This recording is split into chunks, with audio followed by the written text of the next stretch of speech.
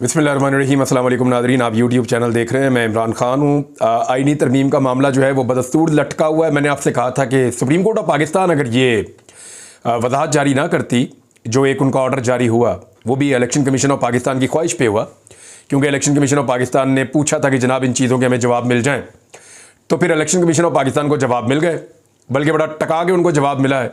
और उस जवाब की रोशनी में इलेक्शन कमीशन ऑफ पाकिस्तान को अब अमल दरामद करना पड़ेगा, वरना फिर कॉन्सिक्वेंसेस होंगे। या अगर पाकिस्तान तहरीक इंसाफ ने जो तौहीन अदालत की दरख्वास्त दी हुई है वो लग जाती है सुनने के लिए, और वहाँ पे इलेक्शन कमीशन ऑफ पाकिस्तान आकर फंस जाता है, तो इलेक्शन कमीशन ने तो जितनी गलतियाँ पाकिस्तान की तारीख में अब की हैं, या जितना अजीबोगरीब इलेक्शन करवाया है और जिस तरह के मामलात उन्होंने रखे हैं, इनके ऊपर तो पाकिस्तान तहरीक इंसाफ के लोग बार बार कहते हैं कि आर्टिकल 6 ही लगा दें इलेक्शन कमीशन के ऊपर। बहरहाल अभी जो सिचुएशन है मैं आपको बताता हूँ। रात को मौलाना फजल रहमान साहब के दरवाजे पे थे लोग। मैंने आपको बताया परसों रात को फजल रहमान साहब को मिलने के लिए जो पाकिस्तान तहरीक इंसाफ का वफ्द गया, तो उन्हें पता चला कि हुकूमत वाले बैठे हुए उठ ही नहीं रहे। हुकूमत भी वहाँ पर जो है वो पक्की हो गई, बैठ गई कि हमने उठना ही नहीं। अगर हम उठ गए तो फिर PTI वाले मुलाकात कर लेंगे फजल रहमान साहब से। तो उन्होंने अपनी मुलाकात को लिंगर ऑन किया, लंबा किया, फिर PTI की मुलाकात कैंसिल हो गई। फजल रहमान साहब के बंदों ने पैगाम दिया जी कल आके मिल लीजिएगा। उन्होंने कहा ठीक है। और कल के दिन में क्या हुआ, असम्बली का इजलास हुआ और उस इजलास में इमरान खान साहब के ऊपर टिका के तनकीद की गई, सिर्फ एक ट्वीट को लेकर। मैंने जो कानून को जानते हैं लोग, उनसे मैंने बात की। मैंने कहा जी क्या एक कैदी, उसका ट्विटर अकाउंट से अगर कोई ट्वीट हो जाती है तो दौरान कैद, तो उसको कोई सज़ा हो सकती है? उन्होंने कहा जी ये एक मजाक है, सवाल ही पैदा नहीं होता, और किसी भी सूरत में इसके ऊपर ना गिरफ्तारी हो सकती है। अगर किया भी गया तो ये बाइज्जत बरी होने वाला केस है। इसके अंदर तो ज़मानत भी मांगना जो है वो जुर्म है। ये तो 0% इसमें इम्कान आते हैं, तो ये तो मुकदमा बनता ही नहीं है। जो लॉ को जानने वाले लोग हैं, कुछ वकला है उन्होंने बताया, कुछ जो सहाफ़ी हैं हमारे उन्होंने बताया। साकिब बशीर साहब की बड़ी क्लियर इस पर राय थी। उन्होंने कहा ये हो ही नहीं सकता। एक बंदा कैदी है, उसका ट्विटर कहीं बाहर इस्तेमाल हो रहा है और उसके ऊपर एक ट्वीट होती है, और उस कैदी के ऊपर आप जेल के अंदर एक और मुकदमा करके उसको आप पकड़ लेते हैं, तो ये नहीं हो सकता, ये होगा भी नहीं। उन्होंने ये कहा था। बहरहाल वो जो मुकदमा हुआ इमरान खान साहब पे, उस पर गई FIA जाके उन्होंने इमरान खान साहब से तहकीकात की। इमरान खान साहब को स्टेटमेंट भी आया हुआ, वो भी आपको मैं बताता हूँ। लेकिन रात को दोबारा पहले हुकूमती वफ्द पहुँचा, शहबाज शरीफ साहब ने मुलाकात की, बिलावल वगैरह ये सारे जाके मिले। यानी वज़ीर दाखिला भी इस काम पे लगा हुआ है, वज़ीर आज़म भी इस काम पे लगा हुआ है, सारे इसी काम पे लगे हुए हैं, और वो कोशिश कर रहे हैं कि किसी तरह ये आईनी तरमीम हो जाए। नजम सेठी ने ये कहा कि ये जो आईनी तरमीम है इसके लिए एस्टेब्लिशमेंट का दबाव है पीपल्स पार्टी और नून लीग पे। उन्हें कह रही है करवा दो, नहीं तो फिर आप घर जाएंगे। अब ये नजम सेठी साहब ने खबर दी है। मुमकिन है ठीक हो, उनके एस्टेब्लिशमेंट से ठीक है ताल्लुकात, और उनको ये बात अंदर से पता चली होगी, अगर ये कानून साजी करवाएंगे तो ठीक है, तो फिर ये घर जाएंगे। तो सिस्टम तो लपेटा नहीं जा सकता। उसकी वजह यह है कि पाकिस्तान में इस वक्त लोग एंटी एस्टेब्लिशमेंट हैं। होता है ना, वेव चलती रहती है मुल्कों में, तो पाकिस्तान में इस वक्त वेव जो है वो एंटी एस्टेब्लिशमेंट है। तो जिन मुल्कों में एंटी एस्टेब्लिशमेंट वेव होती है वहाँ पे मुश्किल होता है कि निज़ाम को लपेट दिया जाए और कंट्रोल कर लिया जाए, वहाँ मुश्किल होता है। तो यहाँ ये मुमकिन नहीं है कि मार्शल लॉ लग जाए, कोई ऐसी चीज़ हो जाए। लोगों का रिएक्शन बड़ा खौफनाक होगा, और सारी पॉलिटिकल पार्टीज़ को नाराज़ करने में फ़ायदा भी कोई नहीं है। और ये उस वक्त होता है जब पाकिस्तान में या किसी भी मुल्क में कोई मकबूल सियासी क़यादत मौजूद ना हो। यानी लोग तंग आ गए थे जब पीपल्स पार्टी और PMLN दोनों से बारियां लगाई हुई हैं, लूट रहे हैं मुल्क को, तो फिर जनरल मुशर्रफ एक्सेप्टेबल हो गए थे। इस वक्त जो है वो लोग एक पॉलिटिकल पार्टी को बहुत सपोर्ट कर रहे हैं, और वो पॉलिटिकल पार्टी है पाकिस्तान तहरीक इंसाफ। उनके अलावा बाकी पॉलिटिकल पार्टीज़ की भी अपनी अपनी जगह पे कुछ कुछ सपोर्ट अपने अपने सूबों में, अपने अपने इलाकों में मौजूद है। तो ये मुमकिन नहीं है कि मार्शल लॉ लग जाए। लेकिन नजम सेठी साहब ने कहा तो सुन लेते हैं। उन्होंने एक और बात भी की नजम सेठी साहब ने, पहले वो मैं आपको बता देता हूँ। उनके बकौल भी अभी तक मसला वहीं पे फंसा हुआ है कि नंबर पूरे नहीं हो रहे और बंदे ही पूरे नहीं हुए। हुकूमत मौलाना फजल रहमान साहब के पीछे भाग रही है, और मौलाना फजल रहमान साहब जो है वो अपनी सौदेबाजी करना चाह रहे हैं। मौलाना फजल रहमान साहब को हुकूमत ने अभी तक जो आईनी तरमीम है उसके बारे में सिर्फ इशारे बताए कि जनाब ये चीज़ें हम करने जा रहे हैं, और ये चीज़ें ज़राए से कुछ बाहर भी आई। जो चीज़ें बाहर आई उनमें 5 चीज़ें हैं, मैं आपके सामने रख देता हूँ कि एक्चुअली ये करना क्या चाहते हैं। लेकिन आईनी तरमीम होती कैसे? देखिए ये 2 तरीक़ों से आएगी ना। तो प्राइवेट मेंबर जो है वो लेकर आएगा आईनी तरमीम का बिल, वो असेंबली में आएगा, उस पर डिबेट होगी, वोटिंग होगी, फिर एक असेंबली से, फिर उसके बाद सेनेट से, उसके बाद वो चला जाएगा, फिर जाके उसका वो नोटिफिकेशन हो जाएगा और वो कानून बन जाएगा, आइन में तरमीम हो जाएगी।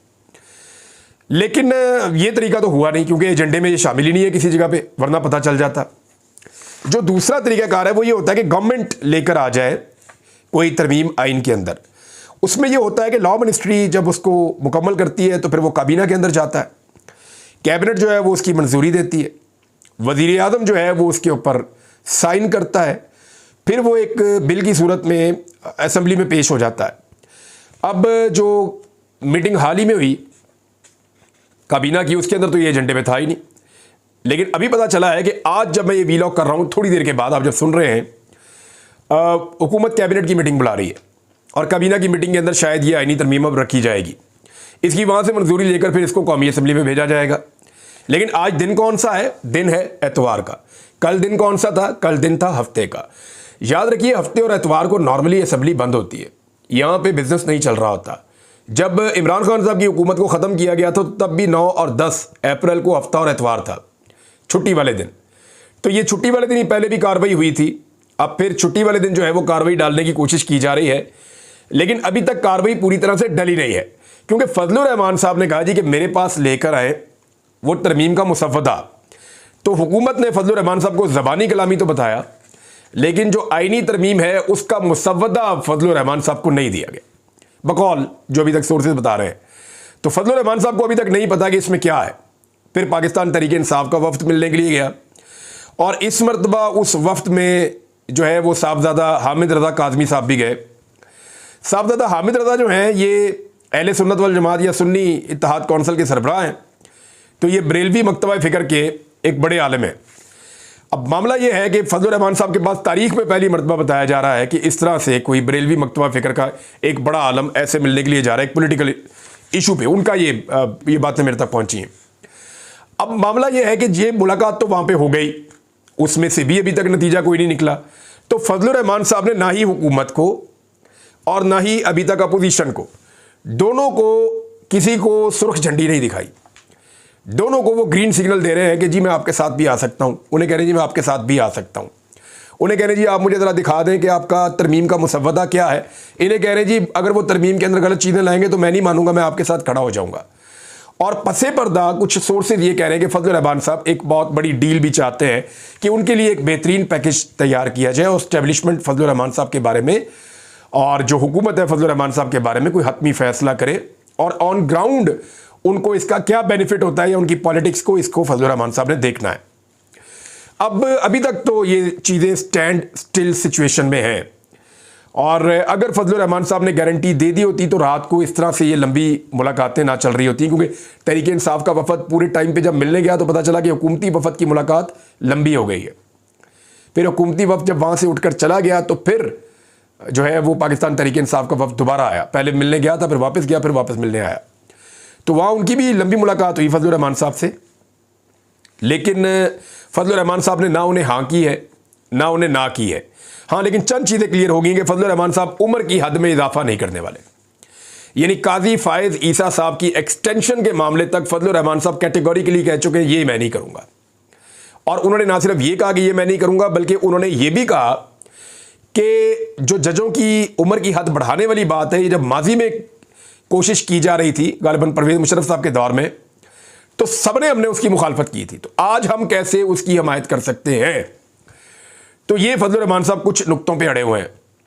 अब एक चीज़ जो फजलुर रहमान साहब ने अपने मुंह से कही थी वो चीज़ हुकूमत को कोई सूट भी करती है और उसके ऊपर बात भी हो रही है, तो मैं आपको बता देता हूँ वो कौन सी बातें हैं जिनके ऊपर ये कानून साजी हो सकती है।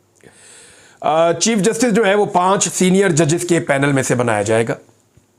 इससे हुकूमत फ़ायदा ये लेगी कि जो पसंद का आदमी है उसको ले आए और फिर उसके ऊपर एक एहसान भी रहेगा, देखिए जी मैं तो जूनियर था मुझे ये लेकर आ गए।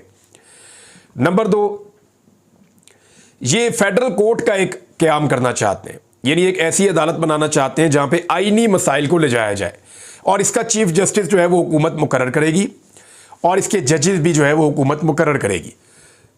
यानी जो आईनी मामलात हैं जहाँ पे जाके ये फंस जाते हैं, जैसा कि आपको याद होगा डिफेक्शन क्लॉज का एक मसला आया था 2022 में, इमरान खान को बड़ा फ़ायदा हुआ था सुप्रीम कोर्ट से। तो ये चाहते हैं कि वो सारे मामला जो आईन से मुताल्लिक हैं वो एक मखसूस अदालत में चले जाएं, वो अदालत ये अलग कर दी जाए ताकि वो फैसले इनके खिलाफ आए ना। जैसे मखसूस नशिस्तों वाला मामला था, ये भी एक आईनी मामला था, जैसे कोई तरमीम आ जाती है, उसकी आइन की तशरीह करनी है, तो वो मामला भी उधर ही चला जाए। तो वो अदालत ही अलग बनाना चाह रहे हैं जहां पे अपना जज और अपने दूसरे जजेस जो हैं वो खुद उनको अपॉइंट करना चाह रहे हैं। इस तजवीज़ के ऊपर अभी काम हो रहा है। एक चीज़ ये है कि कमेटी बनी हुई है 3 सीनियर जजेस की, और हुकूमत के बनाए हुए कानून के तहत 3 सीनियर जजेस जो होते हैं, चीफ जस्टिस और उनके बाद आने वाले 2 चीफ जस्टिस, ये तीनों बैठकर फैसला करते हैं कि कौन सा बेंच किस केस में बनाना है, और अहम तरीन फैसले ये बैठकर कर लेते हैं बेंचेस की तश्कील के हवाले से। अब यहाँ पे ये हो रहा है कि कादी फ़ायद ईसा साहब की सोच बिल्कुल अलग है, जो हुकूमत से बहुत मैच करती है, जबकि उनके नीचे जो 2 जजेस हैं, जस्टिस मंसूर अली शाह साहब और जस्टिस मुनीब अख्तर साहब, उनकी सोच कादी फ़ायद ईसा साहब से उतनी मैच नहीं करती या हुकूमत से। तो कादी साहब की मर्जी बड़ी मुश्किल से चलती है यहाँ पे बेंच बनाते हुए। तो इस सूरत हाल में जो है वो चाह रहे हैं कि ये कमेटी ख़त्म कर दी जाए और सिर्फ चीफ जस्टिस के बाद अकेले के पास इख्तियार आ जाए कि वो जो चाहे जैसा चाहे बेंच बना दें। तो इस इख्तियार का वो इस्तेमाल कर सकते हैं। जो सुप्रीम कोर्ट और हाई कोर्ट के जो जजेस हैं, उनको एक अदालत से दूसरी अदालत में ट्रांसफ़र करने वाला मामला जो है, अब वो भी इसके अंदर शामिल किया जाएगा। यानी इस्लामाबाद हाई कोर्ट को आप दे दें, वहाँ पे अब एक chief justice Islamabad high court के अलावा हुकूमत को कोई जज पसंद नहीं है। वहाँ नीचे 6 जजेस ने लेटर लिखा हुआ है, 7वें जज जो हैं वो भी हुकूमत को पसंद नहीं है। तो उन 7 जजों को मुख्तलिफ हाई कोर्ट्स में ट्रांसफ़र किया जाता है। किसी को बलूचिस्तान भेज दें, किसी को सिंध भेज दें, किसी को पंजाब भेज दें, किसी को खैबर पख्तूनख्वा भेज दें, और यहाँ पे दूसरे जजेस ले आए अपनी मर्जी के। तो इस्लामाबाद हाई कोर्ट पे कंट्रोल अच्छा हो जाएगा। एक ये, क्योंकि इससे पहले हाई कोर्ट के जजेस दूसरे सूबों में ट्रांसफ़र नहीं होते थे। सुप्रीम कोर्ट और हाई कोर्ट जजेस तैनाती के लिए जुडिशल कमीशन और पार्लिमानी कमेटी को इकट्ठा करने की आईनी तरमीम, यानी पार्लिमान की एक कमेटी बन जाएगी, उसका भी बाकायदा इन्फ्लुएंस होगा, और जो एक जुडिशल कमीशन पहले से मौजूद है उसका भी एक इन्फ्लुएंस होगा। तो ये जब मिलकर करेंगे तो हुकूमत की मर्जी के जजेस आया करेंगे, जो नए जजेस अपॉइंट हुआ करेंगे उस हवाले से सुप्रीम कोर्ट में या हाई कोर्ट में। तो ये है जनाब पूरा सिनेरियो जो मैंने आपके सामने रख दिया है कि जो अब तक चीज़ें सामने आई, ये चीज़ें ये करना चाहते हैं। अब हुकूमत की उम्मीद कहाँ पे खड़ी है? देखिए, हुकूमत के बाद 213 लोग, और स्पीकर क्या वोट डाल सकते हैं? स्पीकर का ये कहना है कि वो डाल सकते हैं, लेकिन जो अपोजिशन है उनका कहना है कि स्पीकर वोट नहीं डालेगा, वोट जो है वो बाकी लोग डालेंगे। बहरहाल अब स्पीकर क्या वोट डाल सकते हैं, इसके ऊपर एक आईनी राय आ जाएगी, कोई ना कोई राय आ जाएगी, लेकिन 213 है वो टोटल मिला के। उन 213 में अगर फजलुर रहमान साहब के 8 शामिल हो जाएं तो भी वो 221 हैं। अब ये 221 लोग तो आईनी तरमीम कर नहीं सकते, इनको चाहिए 224। हुआ ये कि सुप्रीम कोर्ट ऑफ पाकिस्तान के जो एक उनका ऑर्डर आया है, जो उन्होंने वजाहती ऑर्डर एक जारी किया है इलेक्शन कमीशन की ख्वाहिश पे, उसमें उन्होंने ये बताया कि ये जो 41 बंदे हैं पाकिस्तान तरीके इंसाफ के, अब ये 41 बंदे पाकिस्तान तरीके इंसाफ के हैं। अब आप इनसे वोट नहीं ले सकते, आप लेंगे भी तो इनका काउंट ही नहीं होगा। ये तो हो गया मामला फारग। तो फिर रह कौन गया? रह गया वो जिसने एफिडेविट नहीं दिया था। अच्छा, इसमें एक तो जी एफिडेविट नहीं दिया था उस्मान साहब हैं साहिवाल से।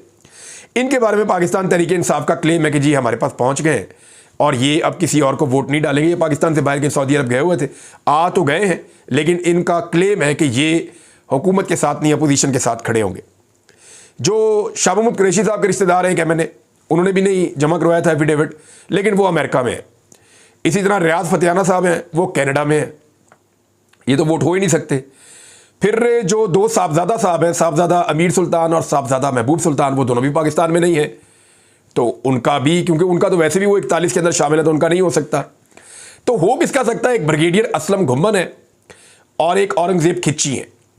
ये 2 लोग हैं जिनके ऊपर सबका फोकस है। औरंगजेब खिच्ची साहब के बारे में ये शक किया जा रहा है कि शायद उनको टैकल कर दिया गया है और वो हुकूमत के कैंप में आकर शायद वोट डाल दें, लेकिन प्रेशर बहुत ज़्यादा है। हल्के में पब्लिक का प्रेशर बहुत ज़्यादा है, पूरे पाकिस्तान में अवाम का प्रेशर बहुत ज़्यादा है। अवाम तो इंतज़ार कर रही है कि फजलुर रहमान साहब फैसला करें, ताकि अवाम भी उनके बारे में फैसला करे कि उनके बारे में उनको कहना क्या है, किस अंदाज में उन्हें मुखातिब करना है। इसी तरह अवाम ये भी फैसला करना चाह रही है कि जरा पता चले कि हमारा कौन कौन सा आदमी बिका है। अब जो तीसरा नाम है वो मुबारक ज़ेब का है। औरंगजेब खिच्ची, असलम घुम्मन, ब्रिगेडियर असलम घुम्मन जो है, ये सियालकोट साइड से जीते थे पाकिस्तान तरीके इंसाफ की हमायत से, और उसके बाद इन्होंने जानबूझकर कहा जा रहा है कि बयान हल्फी जमा नहीं करवाया, तो इनके ऊपर भी शक है। तो ब्रिगेडियर असलम घुम्मन और खिच्ची साहब, ये तो हो गए 2 वोट। तीसरा वोट जो है वो है मुबारक ज़ेब साहब का।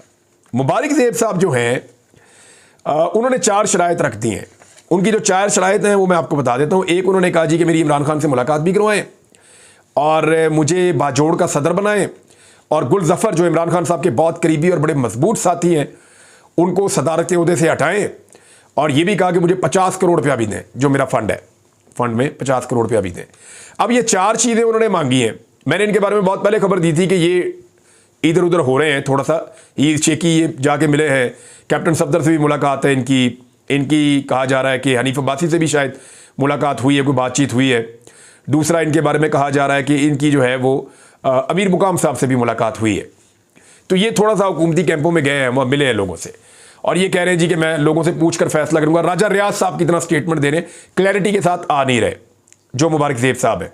लेकिन मुबारक ज़ेब साहब के बारे में पाकिस्तान तहरीक इंसाफ ने कहा जी हम इनको रोक लेंगे, क्योंकि गुल जफ़र ने कहा जी जो मांगता है हम देते हैं, मैं सदारत भी छोड़ता हूं, सब कुछ छोड़ता हूं, इमरान खान को धोखा मत दो। तो ये मुबारक ज़ेब को ऑफर करवा दी है पाकिस्तान तहरीक इंसाफ ने कि ठीक है जो आपके मुतालबात हैं वो हम मान लेते हैं। अब इन तीनों में से अगर 1 या 2 वोट चले जाते हैं तो हुकूमत कानून साजी नहीं कर पाएगी, हुकूमत के लिए ये कानून साजी करना मुमकिन नहीं रहेगा। उमर अयूब साहब ने रात को ये क्लेम किया था कि नंबर पूरे नहीं होंगे, और उमर अयूब साहब एक संजीदा सियासतदान है, उनकी असेसमेंट है कि हुकूमत के अभी तक नंबर पूरे नहीं हो रहे, लेकिन हुकूमत को मजबूर किया जा रहा है नजम सेठी साहब के बकौल एस्टेब्लिशमेंट की जानिब से कि हर हाल में नंबर पूरे करके आप ये कानून साजी करें, और उनकी मदद भी बहुत हो रही है। अच्छा नाज़रीन, पाकिस्तान तहरीक इंसाफ की भी इसमें बड़ी कोताही है। देखिए मैं आपको 2 मिसालें साफ सुना देता हूँ और आपको आइडिया हो जाएगा कि तहरीक इंसाफ ने कितनी सुस्ती की है चीज़ों में। एक तो कादी फायदीसा साहब ने 3 सीटें छीनी MNA की पाकिस्तान तहरीक इंसाफ से, पाकिस्तान तहरीक इंसाफ ने आज तक कुछ किया ही नहीं उस पर। 3 सीटें छीनी, एक साथ एक हल्ले में छीन ली, और वो तीनों में बेशुमार वोट इलेक्शन कमीशन ने जाली डिक्लेयर करके, यानी उन वोटों को जो है वो डबल स्टैंप करके या कोई चक्कर चला के वो पाकिस्तान तहरीक इंसाफ के बंदे बाहर निकाल के 3 बंदे नून लीग के डाल दिए। 3 वोट तो उनको ये मिल गए, एक अभी वो धांधली करके जनूबी पंजाब में जीत गए, 4 उनको ये हो गई।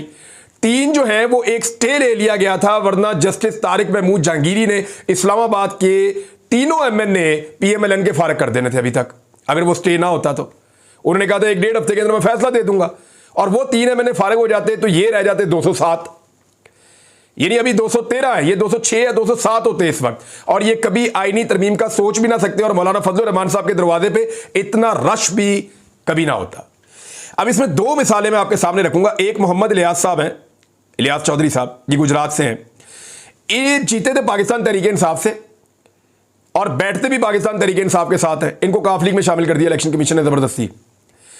इसी तरह आदिल वज़ई साहब हैं, ये बलूचिस्तान से जीते थे पाकिस्तान तहरीक इंसाफ की सपोर्ट से, इनको नून लीग में शामिल कर दिया इलेक्शन कमीशन ने जबरदस्ती।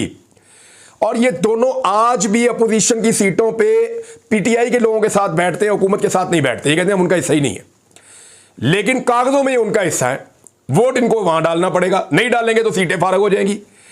तो अभी तक इलेक्शन कमीशन के इस कदम के खिलाफ पाकिस्तान तहरीक इंसाफ किसी अदालत में नहीं गई। अब आप अंदाजा कीजिए, ये है जनाब सूरत हाल।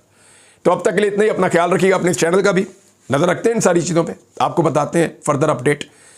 अल्लाह हाफिज।